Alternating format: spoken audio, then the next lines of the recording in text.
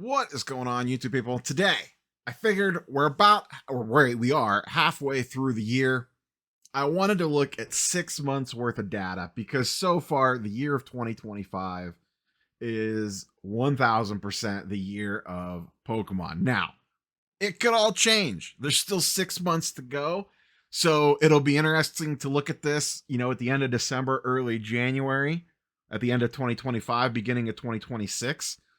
And one, see what the entire year looks like, and two, see what the second half of this year looks like. Because right now it's all rainbows, kittens, and sunshine, but that could change. I personally don't think it's going to, at least not drastically. Could it slow down a little bit? Maybe, but I don't think we see blood red when I go from July to the end of the year in 6 months. Could happen? Sure. Probably not. So, what we're going to do, look at booster boxes and Pokemon Center ETBs, the two, hot categories, the thing that everybody wants. And we're going to focus on Sword and Shield and Scarlet and Violet, as those are, kind of the modern zeitgeist, if you will. And if you remember, most of this stuff really started taking off in 2025. November, things were, starting to percolate a little bit. December, things started going nutty, and then in January it was full blown off the rails.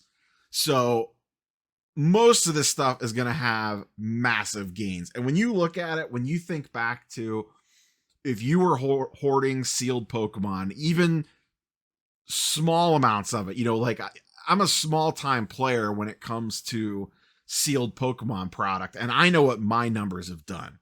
If you actually had massive stashes of this stuff, it is insane on paper. Because remember, you don't actually make the profit until you sell it.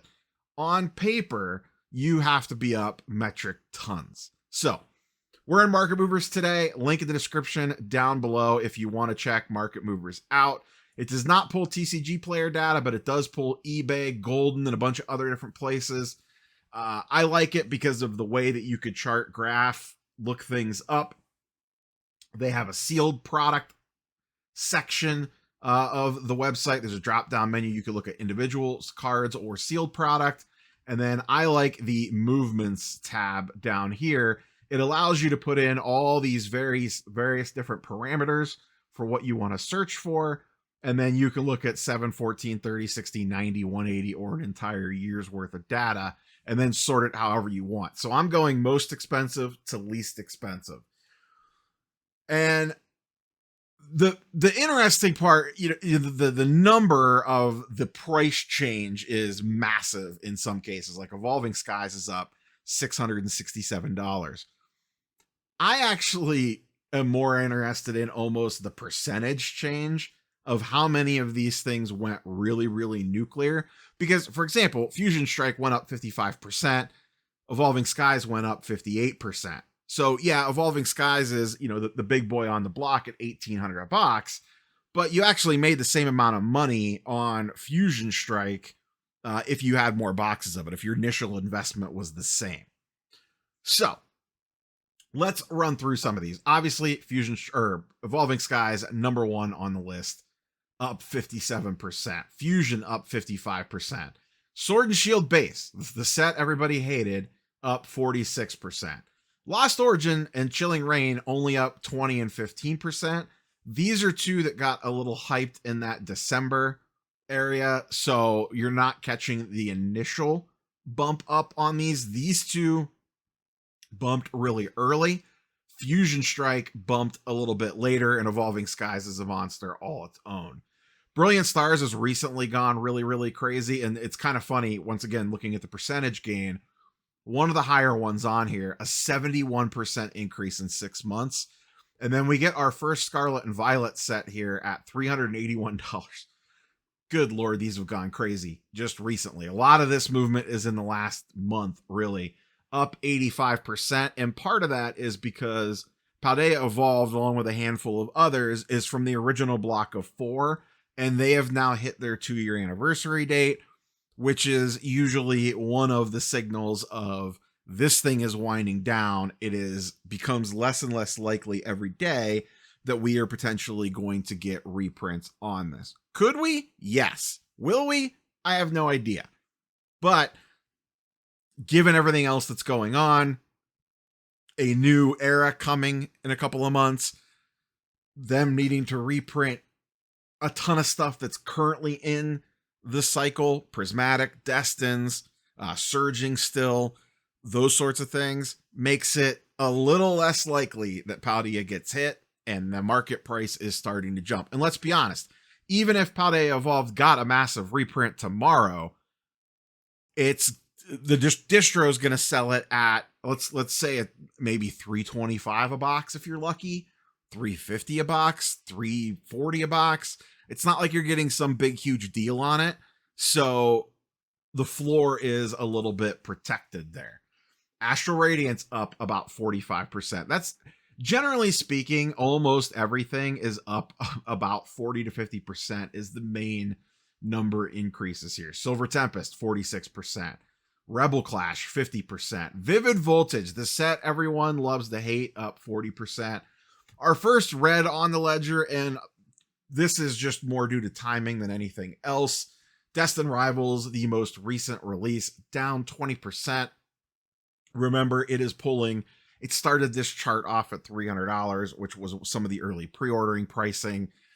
Realistically, Destin has actually performed very, very well. It basically came out at $250, $260, and has been right around the $250 number, give or take. It's pretty much sat at like $245 almost since launch day and has gone down very little at all. That thing will probably shoot back up the second supply finally dries up on it. Darkness Ablaze up 40%. Surging Sparks only up 5%. This is another one kind of like Destin, has to do with timing.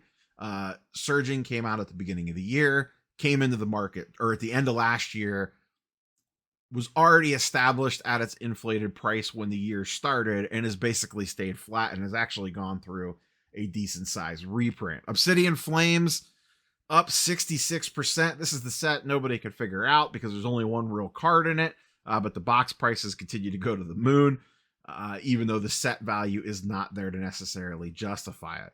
Scarlet and Violet, base, another one. Everyone hated that set when it came out. I remember when I bought these, I overpaid at like $115 a box, and they immediately went to $80. I was just still trying to figure out Pokemon sealed investing and realized I could have got them way cheaper after I bought them. And guess what? Sitting here today, a couple of years later, I don't really care because they're $220 a box. So lesson learned for me there. Battle Styles, another one everybody has met on, up 62%. Remember, Battle Styles and Vivid Voltage were the last two bastions to hang on in the Sword and Shield era from Pokemon Center. You could still buy these on Pokemon Center early in the year, and that's why they did the big jump up, because for a hot minute there, you could get them pretty cheap, and then Pokemon Center sold out, and they went immediately basically to $200, and they have been pretty flat since that movement to around $200 a box, both those sets. Journey Together, see the same conversation from Destin Rivals that we had above. Still a new release, came out with inflated pricing and has been sitting at about $200. And now we're firmly in the Scarlet and Violet era with all these $200 booster boxes. But all of them are basically up 40 to 50%. Temporal Force is up 40%. Stellar Crown up 40%. Paradox Rift up 50%. Twilight Masquerade up 25%. That is the one that had a pretty decent strength to it. But basically all those boxes are sitting at or around 200, with Surging Sparks, Obsidian Flames, kind of a little bit of a level up above a lot of the other ones until you get into Destin and Paldea Evolved. Now, let's look at Pokemon Center ETBs. Do keep in mind there is a little bit of a difference between the Sword and Shield era and the Scarlet and Violet era. Scarlet and Violet have the stamped promo. But that being said, the rarity of the Sword and Shield boxes has really shown up here, as once again, the ETB has become the collectible. It's not necessarily about the packs inside and the promo. That definitely plays a lot into it. But the ETB itself is now the collectible item, and that alone helps buoy a lot of these prices. Evolving Skies in the one slot at $630, but 151 nipping at its heels. 151 Pokemon Center ETBs, up 110% on the year. Evolving Skies up 65%. Paldea Evolved up 80%. The third most expensive PC ETB is Paldea Evolved. Right behind it, Obsidian Flames coming in at a 40% increase. Fusion Strike up almost 90%. Once again, there's just not a ton of those comparative to some of the other ones. Crown Zenith, another big winner of the year all around, up 40%. Prismatic Evolutions in the red. Once again, this one just recently got a reprint and has tanked it back down again. But this one was performing very well. These got over $300 at one point in time, so still a pretty good buying opportunity out there if you are looking for some prismatic Pokemon Center exclusive ETBs. Silver Tempest, 70% increase. Lost Origins, 85% increase. A lot of these Sword and Shield ones were just sitting dead, and then all of a sudden people realized how rare they were, and they just all had massive, massive jump ups. Surging Sparks, up 36%. Chilling Rain, 118%. Notice the theme. Scarlet and Violet performing well. Sword and Shield, huge, huge jump ups. Destined Rivals, once again, go back to what we discussed with booster boxes. It's a new release. It's still figuring itself out. Scarlet and Violet base up 22%. Brilliant Stars up 167%. Wild Stuff. And now we're kind of in the $100, $125 range on most of these. Paradox Rift up 35%, but Sword and Shield up 106% with Astral Radiance. Twilight Masquerade up 16%. That got a very late reprint. I believe that was late 2024 when those randomly popped into the Pokemon Center website, and it kind of slowed things down. Stellar Crown, no real change. Temporal Forces, no real change. Journey Together down 50%. See Destined Rivals, new release, a lot of market noise in that one.